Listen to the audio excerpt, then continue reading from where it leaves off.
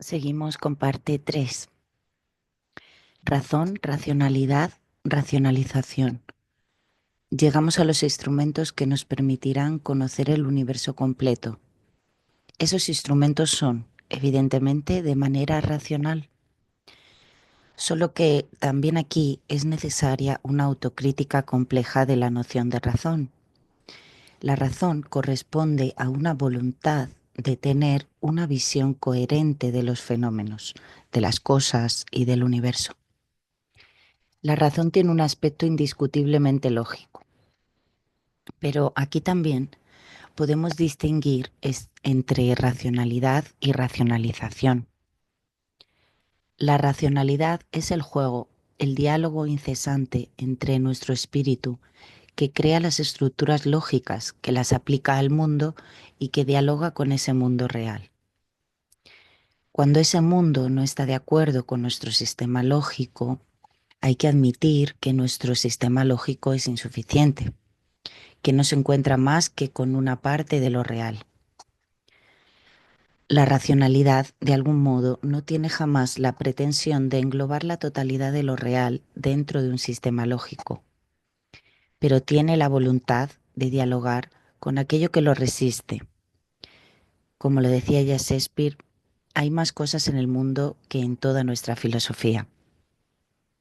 El universo es mucho más rico que lo que las estructuras de nuestro cerebro, por más desarrolladas que sean, puedan concebir.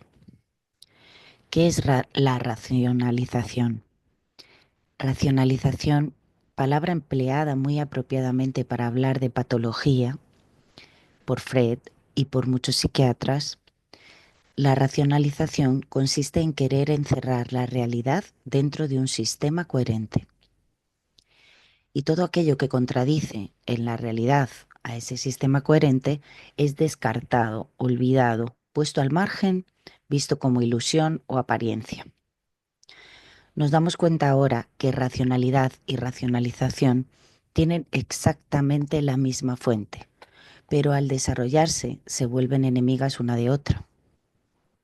Es muy difícil saber en qué momento pasamos de la racionalización a la racionalidad. No hay fronteras, no hay señales de alarma.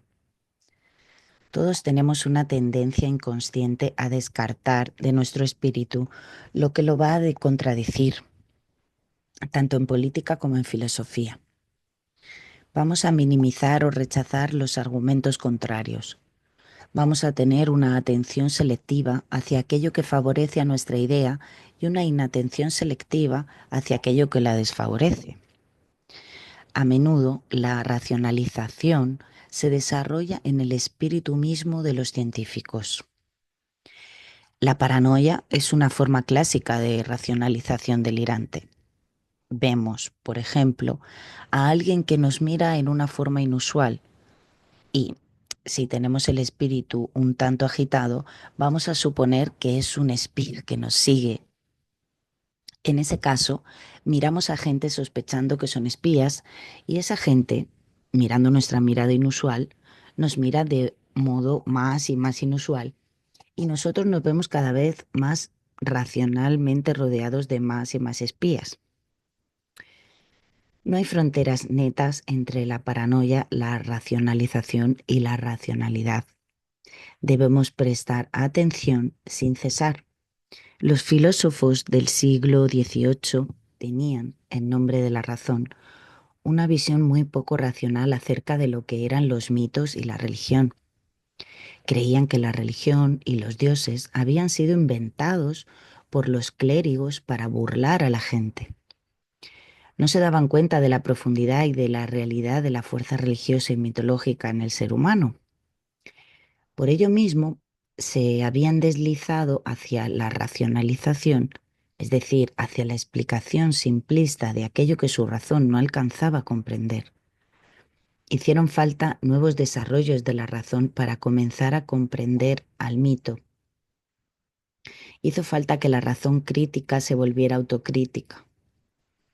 Debemos luchar sin cesar contra la deificación de la razón que es, sin embargo, nuestro único instrumento fiable de conocimiento. a condición de ser no solamente crítico, sino autocrítico. Subrayaré la importancia de esto. A comienzos del siglo, los antropólogos occidentales como Levi Brul en Francia estudiaban a las sociedades a las que creían primitivas, a las que llamamos hoy más concretamente sociedades de cazadores-recolectores, que hicieron la prehistoria humana. Esas sociedades de algunos centenares de individuos que durante decenas de millones de años constituyeron de algún modo a la humanidad, Levi Brul veía a esos supuestos primitivos con las ideas de su propia razón, occidentalocéntrica de la época, como seres infantiles e irracionales. No se hacía la pregunta que se había hecho Wittgenstein cuando se planteaba leyendo La rama dorada de Franzer. ¿Cómo es que todos esos salvajes que se pasan el tiempo haciendo sus rituales de hechicería, sus rituales propiciatorios, sus encantamientos, sus diseños, etcétera, no se olvidan de hacer flechas reales, con arcos reales, con estrategias reales? Efectivamente, esas sociedades llamadas primitivas tienen una gran racionalidad presente. De hecho, en todas sus prácticas, en su conocimiento del mundo, difundida y mezclada con una otra cosa, que es la magia, la religión, la creencia en los espíritus, etc. Nosotros mismos que vivimos en una cultura que desarrolló ciertas áreas de racionalidad, como la filosofía o la ciencia, vivimos también imbuidos de mitos, de magia, pero de otro tipo, de otra clase. Tenemos, entonces, necesidad de una racionalidad autocrítica que pueda ejercer un comercio incesante con el mundo empírico, el único corrector del delirio lógico. El hombre tiene dos tipos de delirio. Uno es, evidentemente bien visible, es el de la incoherencia absoluta. Las onomatopeyas, las palabras pronunciadas al azar. El otro es mucho menos visible, es el delirio de la coherencia absoluta. El recurso contra este segundo delirio es la racionalidad autocrítica y la utilización de la experiencia. Jamás la filosofía hubiera podido concebir esta formidable complejidad del universo actual, tal como pudimos observarla en los quarks, los agujeros negros, con su origen increíble y su devenir incierto.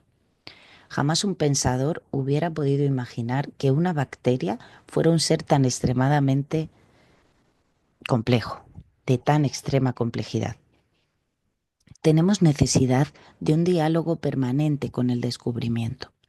La virtud de la ciencia que le impide zozobrar en el delirio es que datos nuevos arriban sin cesar y la llevan a cambiar sus visiones y sus ideas. Necesidad de macroconceptos. Voy a concluir con algunos principios que pueden ayudarnos a pensar la complejidad de lo real. Ante todo, creo que tenemos necesidad de macroconceptos. Del mismo modo que un átomo es una constelación de partículas, que el sistema solar es una constelación alrededor de un astro, del mismo modo tenemos necesidad de pensar mediante constelación y solidaridad de conceptos. Más aún debemos saber que con respecto a las cosas más importantes, los conceptos no se definen jamás por sus fronteras, sino a partir de su núcleo. Es una idea anticartesiana en el sentido de Descartes, que Descartes pensaba que la distinción y la claridad eran características intrínsecas de la verdad de una idea. Tomemos el amor y la amistad. Podemos reconocer netamente en su centro al amor y la amistad, pero está también la amistad amorosa y los amores amigables. Están aún los casos intermedios, las mezclas entre amor y amistad. No hay una frontera neta. No hay que tratar nunca de definir a las cosas importantes por las fronteras. Las fronteras son siempre borrosas, son siempre superpuestas. Hay que tratar entonces de definir el corazón y esa definición requiere a menudo macroconceptos. 3 principios. Diré finalmente que hay 3 principios que pueden ayudarnos a pensar la complejidad. El primero es el principio que llamo dialógico. Tomemos el ejemplo de la organización viviente. Ella nació, sin duda, del encuentro entre dos tipos de entidades físico-químicas, un tipo estable que puede reproducirse y cuya estabilidad puede llevar en sí misma una memoria que se vuelve hereditaria, el ADN, y por otra parte, los aminoácidos que forman las proteínas de formas múltiples, extremadamente inestables, que se degradan pero se reconstituyen sin cesar a partir de mensajes que surgen del ADN. Dicho de otro modo, hay 2 lógicas. Una, la de la proteína inestable, que viene en contacto con el medio, que permite la existencia fenoménica, y otra que asegura la reproducción. Estos 2 principios no están simplemente yuxtapuestos, son necesarios uno para el otro. El proceso sexual produce individuos, los cuales producen al proceso sexual. Los 2 principios, el de la reproducción transindividual y el de la existencia individual, son complementarios, pero también antagonistas. A veces uno se sorprende de ver mamíferos comiendo a sus crías y sacrificando su progenie por su propia supervivencia. Nosotros mismos podemos oponernos violentamente a nuestra familia y preferir nuestro interés al de nuestros niños o el de nuestros padres. Hay una dialógica entre estos 2 principios. Lo que he dicho del orden y el desorden puede ser concebido en términos dialógicos. Orden y desorden son 2 enemigos. Uno suprime al otro, pero al mismo tiempo, en ciertos casos, colaboran y producen la organización y la complejidad.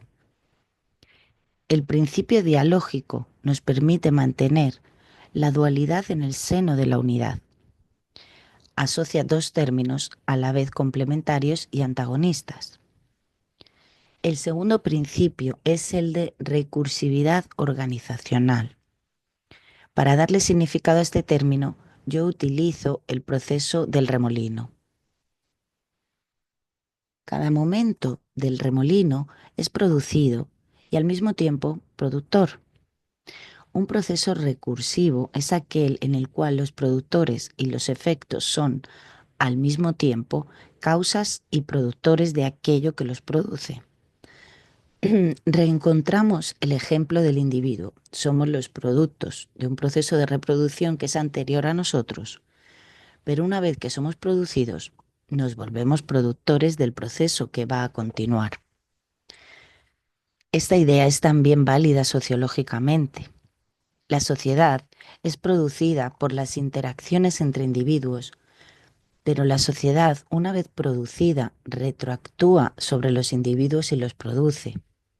Si no existiera la sociedad y su cultura, un lenguaje, un saber adquirido, no seríamos individuos humanos. Dicho de otro modo, los individuos producen la sociedad que produce a los individuos. Somos a la vez productos y productores. La idea recursiva es, entonces, una idea que rompe con la idea lineal de causa-efecto, de producto-productor, de estructura-superestructura, porque todo lo que es producido reentra sobre aquello que lo ha producido en un ciclo en sí mismo autoconstitutivo, autoorganizador y autoproductor. El tercer principio es el principio hologramático. En un holograma físico, el menor punto de la imagen del holograma contiene la casi totalidad de la información del objeto representado. No solamente la parte está en el todo, sino que el todo está en la parte. El principio hologramático está presente en el mundo biológico y en el mundo sociológico. En el mundo biológico, cada célula de nuestro organismo contiene la totalidad de la información genética de ese organismo. La idea entonces del holograma trasciende al reduccionismo que no ve más que las partes y el holismo que no ve más que el todo. Es de alguna manera la idea formulada por Pascal.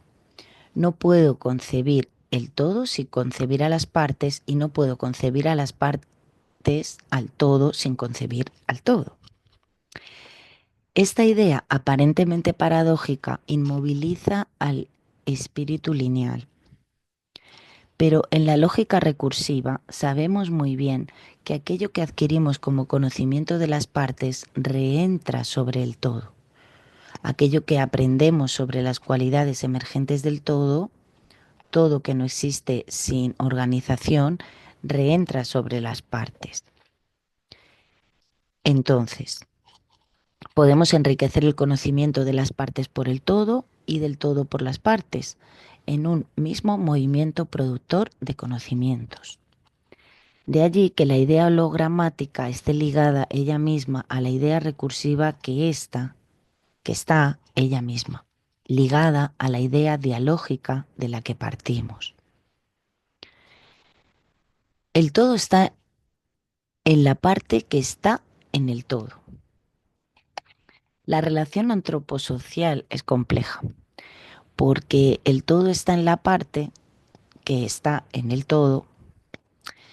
Desde la infancia, la sociedad, en tanto todo entra en nosotros a través, en primer lugar, de las primeras prohibiciones e inducciones familiares, la limpieza, la suciedad, la gentileza, y luego las inducciones de la escuela, la lengua, la cultura. En principio, a nadie se le admite ignorar la ley. Impone la fuerte presencia del todo social sobre cada individuo. Aun cuando la división del trabajo y la parcialización de nuestras vidas hacen que nadie posea la totalidad del saber social. De aquí el problema del sociólogo que reflexione un poco sobre su estatus. Tiene que abandonar el punto de vista divino, desde una especie de trono superior, desde donde contemplar a la sociedad. El sociólogo es una parte de esa sociedad. El hecho de detectar una cultura sociológica no lo ubica en el centro de la sociedad. Por el contrario, forma parte de una cultura periférica en la universidad y en las ciencias. El sociólogo es tributario de una cultura particular. No solamente es parte de la sociedad, sino que, más aún, sin saberlo, está poseído por toda la sociedad, que tiende a deformar su visión. ¿Cómo salir de esa situación? Evidentemente, el sociólogo puede tratar de confrontar su punto de vista con aquel de los otros miembros de la sociedad, de conocer sociedades de un tipo diferente, de imaginar, tal vez, sociedades viables que aún no existen. Lo único posible desde el punto de vista de la complejidad, y que parece desde ya muy importante, es tener metapuntos de vista sobre nuestra sociedad. Exactamente como en un campo de concentración en el cual podríamos edificar miradores que nos permitieran observar mejor nuestra sociedad y su ambiente exterior. Nunca podremos llegar al metasistema, es decir, al sistema superior, que sería metahumano y metasocial. Incluso si pudiéramos lograrlo, no sería un sistema absoluto, porque tanto la lógica de Tarski como el teorema de Gödel nos dicen que ningún sistema es capaz de autoexplicarse totalmente a sí mismo, ni de autoprobarse totalmente. Dicho de otro modo, todo sistema de pensamiento está abierto y comporta una brecha, una laguna en su apertura misma. Pero tenemos la posibilidad de tener metapuntos de vista. El metapunto de vista es posible solo si el observador conceptualizador se integra en la observación y en la concepción. He allí por qué el pensamiento de la complejidad tiene necesidad de integrar al observador y al conceptualizador en su observación y su conceptualización. Hacia la complejidad. Podemos diagnosticar en la historia occidental el dominio de un paradigma formulado por Descartes. Descartes ha separado, por una parte, el dominio del sujeto, reservado a la filosofía, a la meditación interior, y por otra parte, al dominio de la cosa en lo extenso, dominio del conocimiento científico, de la medida y de la precisión. Descartes ha formulado muy bien ese principio de disyunción, y esta disyunción ha reinado en nuestro universo. Ha separado cada vez más ciencia y filosofía. Ha separado la cultura, que llamamos humanista, la de la literatura, la poesía, las artes, de la cultura científica. La primera cultura, fundada sobre la reflexión, no puede alimentarse más en las fuentes del saber objetivo. La segunda cultura, fundada sobre la especialización del saber, no puede reflexionar ni pensarse a sí misma. El paradigma de simplificación, disyunción y reducción domina a nuestra cultura hoy, y es hoy que comienza la reacción contra su empresa. Pero no podemos, yo no puedo, yo no pretendo sacar de mi bolsillo un paradigma de complejidad. Un paradigma, si bien tiene que ser formulado por alguien, por Descartes, por ejemplo, es en el fondo el producto de todo un desarrollo cultural, histórico, civilizacional. El paradigma de complejidad provendrá del conjunto de nuevos conceptos, de nuevas visiones, de nuevos descubrimientos y de nuevas reflexiones que van a conectarse y reunirse. Estamos en una batalla incierta y no sabemos aún quién la llevará adelante, pero podemos decir desde ya que si el pensamiento simplificante se funda sobre la dominación de dos tipos de operaciones lógicas, disyunción y reducción, ambas brutalizantes y mutilantes, los principios del pensamiento complejo entonces serán necesariamente los principios de distinción, conjunción e implicación. Unamos la causa y el efecto. El efecto volverá sobre la causa por retroalimentación. El producto será también productor. Vamos a distinguir estas nociones y las haremos juntarse al mismo tiempo. Vamos a reunir lo uno y lo múltiple, los uniremos, pero lo uno no se disolverá en lo múltiple y lo múltiple será asimismo parte de lo uno. El principio de la complejidad, de alguna manera, se fundará sobre la predominancia de la conjunción compleja. Pero también allí creo que es una tarea cultural, histórica, profunda y múltiple. Se puede ser el San Juan Bautista del paradigma de la complejidad y anunciar su llegada sin ser el Mesías.